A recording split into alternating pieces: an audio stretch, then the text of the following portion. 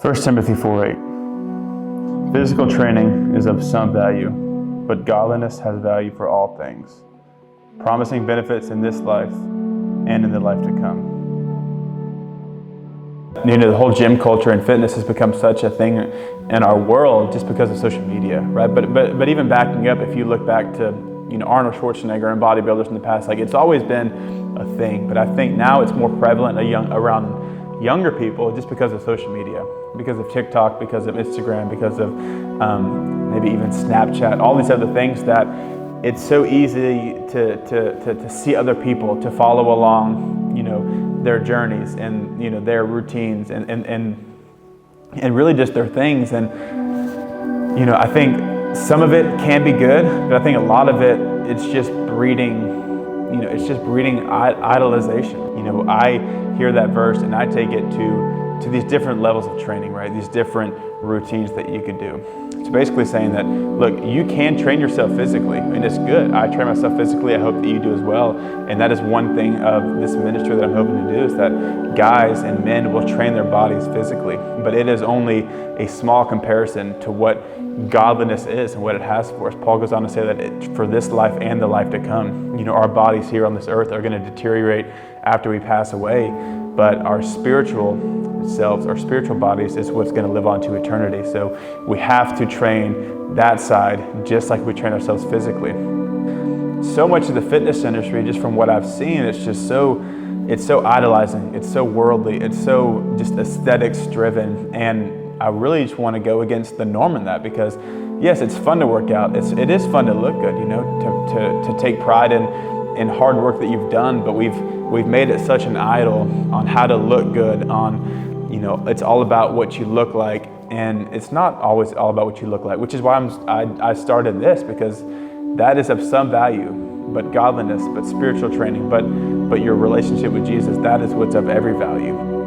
It's thinking about how you can train yourself spiritually while you're also training yourself physically. So next time you're in the gym, if you see somebody that maybe needs a spot, or if you see someone that maybe needs help or something, you think less about yourself and you go help this other person. It's not necessarily always about me. It's about how can I love people and serve people.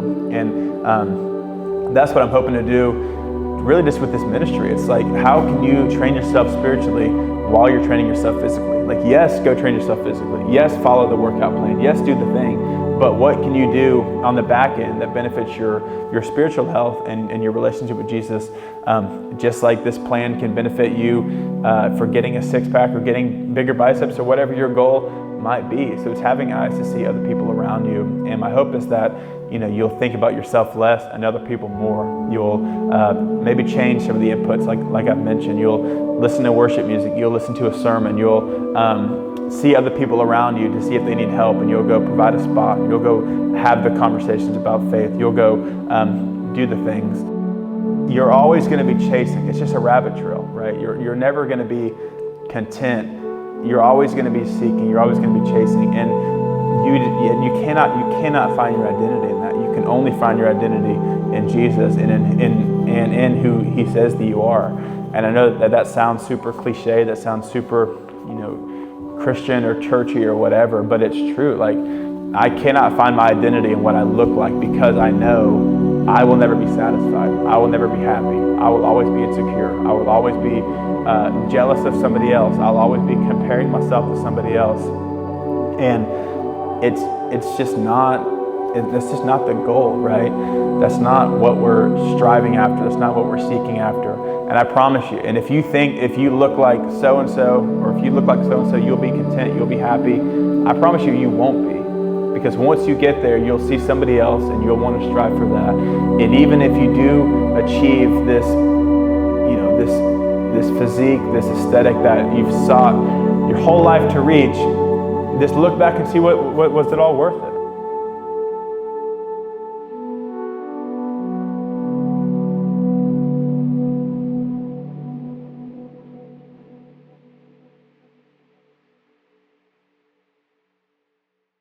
Please be sure to like and subscribe to this channel. And if you want to follow along my podcast, it's 4 Men Podcast. You can find that on Apple Podcasts, Spotify, and here on YouTube, it's Christian Hub Video. And all my podcasts are underneath this channel. So stay tuned for that. And in the link in the show notes, you can visit my new website, 48.men, and really just get what I've been working on the last year almost. It's a 30-day workout and devotional. It's going to be in a PDF format, and is where my hopes are that you can train yourself spiritually while you train yourself physically. So it's going to be a 30-day devotional, and there's workouts attached to each devotional, and they're paired to where numerically the workouts fit directly with the verse of the day. So go train yourself spiritually while you're training yourself physically. That is something that I just now launched, and I hope that you enjoy it, and go check it out, and be sure to share it with all your friends.